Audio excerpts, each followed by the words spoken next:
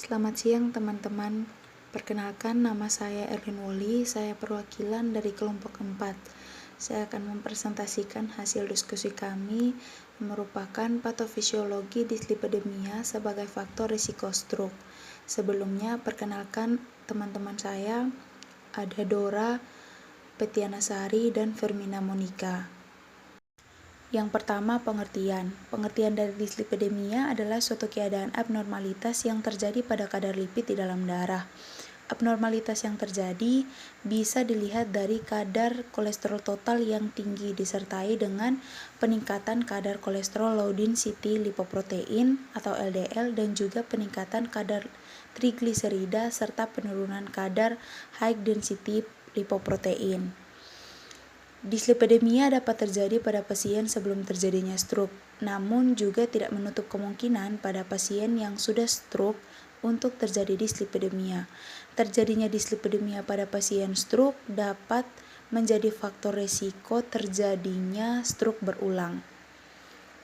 Pengertian stroke. Stroke adalah penyakit gangguan fungsional otak yang timbul mendadak dan berlangsung lebih dari 24 jam dan berakhir dengan kematian tanpa diketahui penyebab yang jelas selain gangguan vaskular. Stroke dibagi menjadi dua bagian. Yang pertama, stroke non-hemoragik yang terjadi karena sumbatan dalam pembuluh darah. Yang kedua, stroke hemoragik yang terjadi karena adanya pendarahan atau pembuluh darah pecah. Selanjutnya adalah penjelasan tentang patofisiologi terjadinya dislipidemia sebagai faktor risiko stroke. Yang pertama itu kerusakan endotel dalam kasus adanya dislipidemia karena terjadi cedera toksik pada endotel. Yang kedua, karena endotel rusak, maka vektor pertumbuhan akan merangsang monosit dan lipid untuk masuk ke dalam endotel pembuluh darah. Monosit yang tadi terangsang akan menyusup di antara sel endotel dan mengambil posisi di subendotel.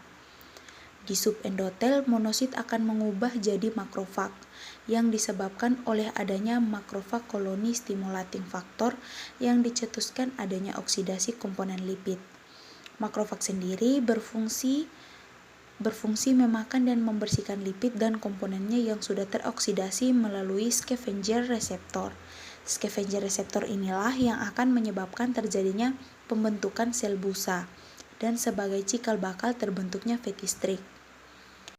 Fatty streak merupakan penumpukan lipid di subintima pembuluh darah yang akan menjadi plak fibrosa. Plak yang matang akan mengalami ruptur dan merusak pembuluh darah. Rupturnya plak fibrosa akan merangsang adesi, aktivasi, dan agregasi trombosit. Nah, proses agregasi trombosit meningkatkan terjadinya koagulasi darah dan menyebabkan timbulnya pembentukan trombus. Jika pembentukan trombus terjadi di luar pembuluh darah serebral, maka emboli akan terlepas dan akan menyumbat pembuluh darah di serebral. Penyumbatan pembuluh darah di serebral menyebabkan suplai oksigen ke serebral menjadi berkurang. Berkurangnya suplai oksigen ke serebral akan meningkatkan sistem kolateral mengkompensasinya. Jika kompensasi tersebut tidak dapat terlaksana, maka akan menyebabkan penyakit serebral yang mendadak yaitu stroke. Pengendaliannya yaitu stroke dapat diatasi dengan pengendalian faktor resiko yang ada.